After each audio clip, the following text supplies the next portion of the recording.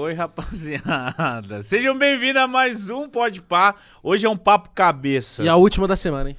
É verdade, hein? É o segundo e último já. É o segundo e último, porque amanhã viajaremos diretamente para o Rio de Janeiro.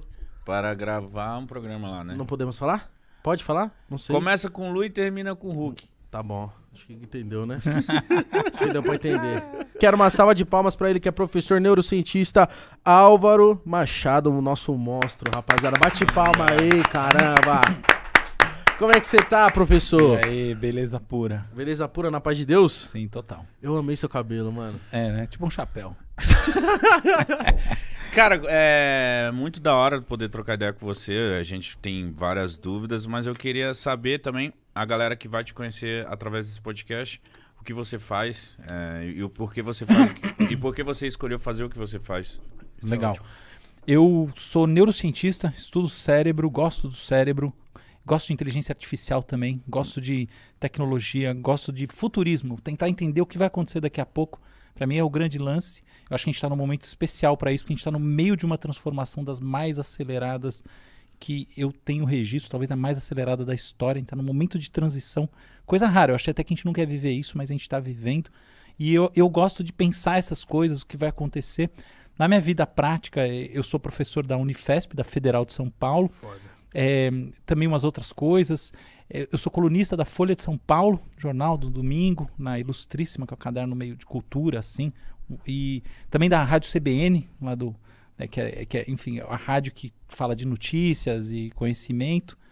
E também tenho empresas, sou sócio de empresas, empresa de pesquisa como Instituto Locomotiva e outras mais. ChatGPT é uma ferramenta, tipo um chatbot, só que ele conversa igual uma pessoa e ele faz várias atividades cognitivas. Então você, por exemplo, pega um texto gigante e fala, ó, faz um resumo aqui, mostra as principais ideias, pega aqui a transcrição do programa e faz você, assim, os highlights do que foi realmente espetacular nesta noite de quarta-feira. Ele vai lá e faz. Mentira. Ele te dá o diário, vamos supor, eu chego cansado, sou um cara que trabalha muito e eu volto pra casa só no fim do dia, mas eu sou um cara que gosta de me inteirar. Quero saber as notícias e tal. Então eu posso ir nesse chat e falar assim, me dá o resumo do dia, hoje é, ó, do dia 29 de março, ele vai passar, tipo, hoje, dia 29 de março, aconteceu isso, isso, isso, isso. Olha como as coisas são malucas. Ele é treinado de uma forma... Sim e não. Tá. É o seguinte, ele é treinado de uma forma para fazer as coisas que envolve uma base de dados, que tornou ele especialista no que ele faz. Essa base de dados, ela foi usada até 2021. Então, o raio do sistema está parado no passado. Ah, tá. Ele não está atualizado para os dias atuais. Então, ele não é capaz de fazer isso porque ele não tem esse contato com o que está acontecendo no dia de hoje. Agora, você pode pegar um conteúdo seu e falar assim, ó, essas aqui são as notícias que eu vi nesse dia. E você mesmo seleciona ou qualquer coisa assim. Tá. Resume para mim tudo. E aí ele vai resumir para você tudo. Tem um exemplo que é o exemplo do Clips. É famoso, tá? É um paradoxo famoso. Que é o seguinte, imagina que a sua instrução meramente você fala, você tem um sistema, uma fábrica robótica, você dá para o seu gestor da fábrica robótica a seguinte instrução. Maximize a quantidade de clips que você pode fazer. Se você parar para ver, no limite, essa instrução pressupõe a eliminação da espécie humana. Para pensar. Óbvio. Como é que você faz a maior quantidade de clips possível no mundo? Transforma todas as fábricas do mundo em fábricas de clips, elimina todos os intermediários e tudo que pode produzir fricção no mundo que possa atrapalhar você a fazer clips. E, portanto, você elimina essas 7,8 bilhões de pessoas que estão no meio do caminho. Fala com um assistente virtual de uma operadora de celular ou qualquer coisa, já não tem uma coisinha? Eles fazem até barulho de teclado. Isso. Espera um momento. Entendeu? Não é engraçado? Então, se for ver, essas formas de manipulação, elas são intrínsecas à maneira da coisa funcionar, porque nós gostamos. Então, você fala, a culpa é de quem? Cara, nós gostamos. A culpa é talvez do capitalismo, entendeu? Tipo, a culpa é fazer assim para funcionar melhor. Então não tem culpa para se colocar em lugar nenhum. E portanto, é natural que as coisas sejam desse jeito. Portanto, é natural. Mas eles vão estar fingindo, então? Não, aí que tá. Aí que tá. Porque eles só vão estar falando bonito. Tipo, isso, aí que tá. ministro. Porque fingindo significa ter como referência uma verdade. O grande paradoxo do tempo. A gente cria formas que replicam o comportamento que nós sentimos como natural. E nós, mesmo sabendo que fizemos isso, atribuímos intenções, atribuímos emoções a esses replicantes que não tem nada por trás. E isso daí está comprovado. Então, por exemplo, tem estudos com gente espancando robô. Muito interessante esses estudos. E como é que eles... O que eles revelam sobre a nossa relação com essas máquinas? E mais do que isso, sobre a alma humana, no sentido, sobre a psique humana. Os resultados dizem tudo. A maior parte das pessoas é incapaz de bater na máquina. Você não tem coragem. Porque você vê nesses trejeitos sinais de humanidade. E aí tem algumas pessoas que fazem o contrário, espancam a máquina. Exatamente. Exatamente. Mas isso daí também é um sinal de humanidade, percebe? Poucas são as pessoas, quase ninguém, que olha e fala, não, isso aí que está acontecendo é um simulacro. Não é nenhuma coisa nem a outra. As pessoas ou elas ficam com uma raiva daquilo, ou elas ficam assim, inibidas. Porque de uma forma ou da outra elas estão sentindo uma humanidade naquilo. Conforme as escolas viram espaços de experimentação tecnológica, elas se tornam menos espaços de experimentação mental, tanto do ponto de vista cognitivo, pensar, quanto do ponto de vista emocional, sentir. Então, eu vejo isso como muito ruim. Por outro lado, se a escola blinda completamente o papo e finge que não existe, está proibido falar no assunto, o que acontece? A pessoa fica alheia, né? Também. Mais do que isso. Ignorante. A pessoa ignora a própria escola. Sim. Ela fala, eu vivo nesse mundo de aliens aqui. Não adianta. Então, qual que é o segredo? Claro que eu não sei qual é o segredo no final, mas para que lado está o segredo? O segredo está em dosar as atividades, dando prioridade para o desenvolvimento interno da pessoa, do aluno, e ao mesmo tempo trazer esse debate de maneira aberta e trazer essas ferramentas para dentro desse debate. Tem gente falando que a gente vai se tornar imortal, tá? Isso é uma discussão que não é tem gente, qualquer idiota. Professor de Harvard, etc. Tal. Muito obrigado. Ser imortal, tipo assim, eu, na minha consciência e no meu corpo, assim... Isso. Eu acho isso ruim, hein? Então, não, sim, mas ninguém tá julgando, que o negócio é a experiência mental de brincar, de falar disso, né? Uhum. Tipo, depois, é gostoso. Lógico. Eu também acho uma merda, mas... Eu não quero ficar viver pra ser porra nenhuma. Mas, ainda mais que eu sei que eu não morro pra mim mesmo. Ficar de saco cheio tá bom. Mas ok, vai. Vamos assumir que a diversão é pensar no assunto. Então, a ideia de você viver pra sempre, ela parte da seguinte premissa. O envelhecimento é uma doença. O envelhecimento não é uma condição intrínseca do organismo. Se o envelhecimento é uma doença, em tese você pode curar a doença.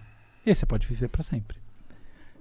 Percebe que é louco esse raciocínio, né? Mas pensa bem se não é isso. Se eu falo assim, não... Determinou o meu método relação com o mundo. De pensar, de agir, de fazer e tal. Eu falo, mas então isso aí que ele pensou existiu pra ele, no mínimo.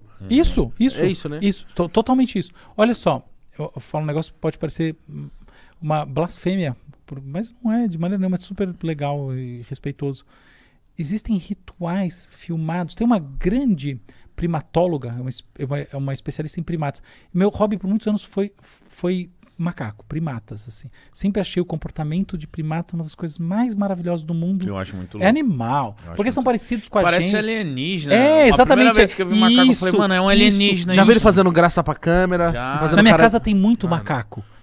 Tem muito. Eu dou banana na mão, faço... você mora tipo área arborizada. Eu moro no mato, e tem muito macaco, não é pouco macaco. Dezenas. Então cara, você viu eu vejo, me relaciono todo dia com os macacos lá, não só, mas tem um monte de bicho, mas macaco é um negócio que eu acho especial. Eu cheguei a me olhar no espelho e me ver velho. Eu me via idoso, eu puxava minha pele, eu chegava a olhar as janelas, eu via nave espacial voando. E eu ria, eu olhava pro meu irmão, me dava um desespero, meu irmão cuidando de mim.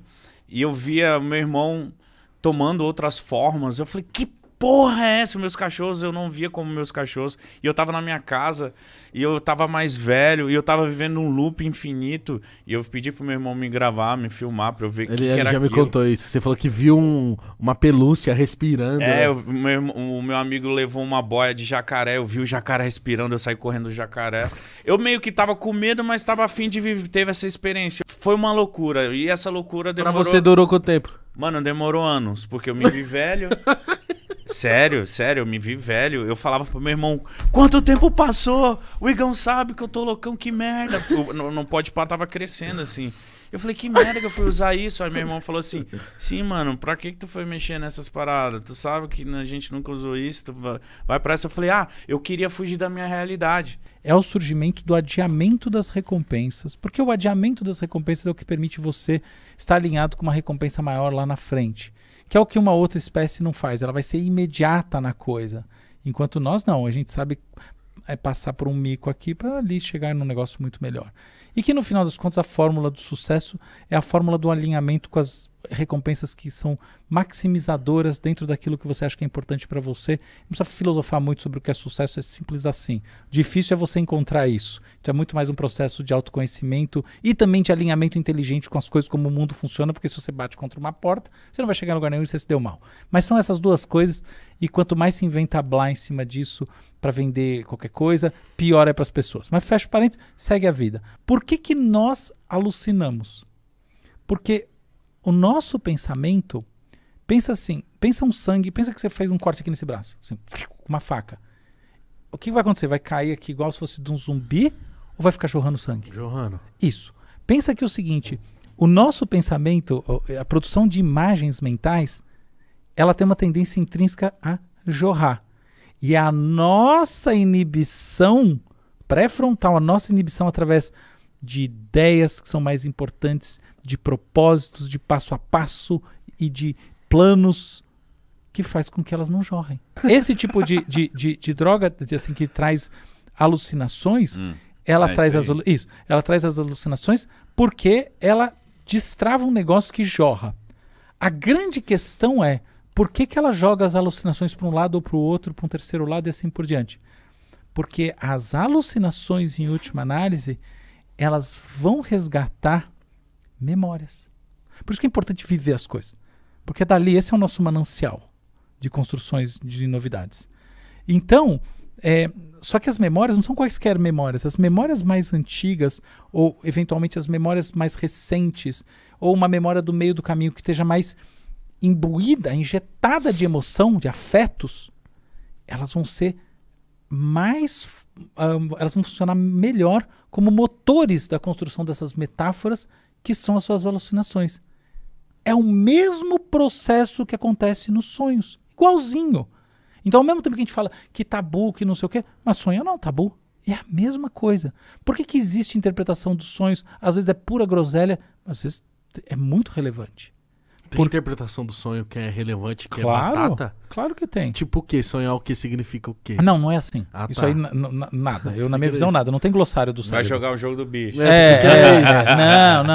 É assim, você consegue interpretar os sonhos das pessoas, conhecendo a pessoa de forma a dar uma devolutiva que ela fale, cara, nossa, descobri uma coisa poderosa sobre mim, isso aqui me mostrou muita coisa. Sim. Eu já... Nesse sentido. Por que as pessoas, elas meio que têm um padrão de sonho? Tipo, geral sonha que tá caindo, que tá despencando. Aí todo mundo fala assim, não, eu sonhei que ia tomar um tiro. Mas se chega a tomar um tiro, não. Na hora que eu vou... Eu, pelo menos, na hora que eu vou tomar um tiro, eu acordo. Todo mundo. Na hora que a bala chega aqui, ó, eu... Todo mundo. Acordei. Na hora que eu vou cair no chão, acordei. Na hora que a pessoa vai me pegar na perseguição, que é isso, mano? Por que esse gatilho? É verdade. Muito legal, né? Por que você acorda? Porque... Você tá como se fosse pensando. Mas você tá como pensando. E quando aquele pensamento tem um grau de energia muito grande,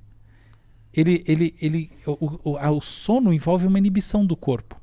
Tanto que é o seguinte, tem uma questão que é um fato, é que as pessoas que começam a ter problemas neurológicos, assim, mais velhas, elas começam a chutar e mexer muito no sonho. Se você faz isso em casa, não se preocupe que não quer dizer nada, mas é um fato que, assim, às vezes são sinais precoces de doenças neurológicas. Começar a se debater, chutar a pessoa do lado muito forte enquanto você sonha, brigar e dar porrada de verdade. Nem sempre, não se preocupe, mas isso é um fato, porque você tem sistemas de inibição que funcionam. Então, o que acontece? Quando os sistemas de inibição caem, a inibição cai, você acorda. E quando o sonho atinge um grau de atividade neurológica muito alta, a inibição cai e você acorda. Você vê as coisas. Elas entram, estão processadas, e aí você reage a elas. Ele tá vendo as coisas e eu tô vendo as coisas, e às vezes as nossas reações parece que não casam perfeitamente. Uma coisa que te causa medo não me causa medo e assim por diante, uma coisa que você vê ou não vi. Você percebe como isso tudo é indício de que, independentemente do mundo real existir, a nossa relação ela é uma relação com o nosso próprio cérebro. Claro que você usa 100% do seu cérebro. Pensa bem, fruto da seleção natural é um negócio que gasta 20% da energia do corpo. Se você vai usar 10% dele, por que ele não é do tamanho de uma cabeça de fósforo e deixa a energia metabólica para o corpo? Veja a relação entre tamanho de cabeça e tamanho de corpo nos outros animais. Pensa no seu cachorro, aquela cabecinha. Entendeu? Por que ele tem cabecinha? Porque ele é menos inteligente? Não. Aquilo é a forma de otimizar a distribuição energética dele. Porque é melhor que o corpo dele seja bem mais útil do que o cérebro para fazer as coisas que são importantes para ele seguir aí a vida dele como ele vem seguindo. Entende? Mas você sabe que isso é uma das...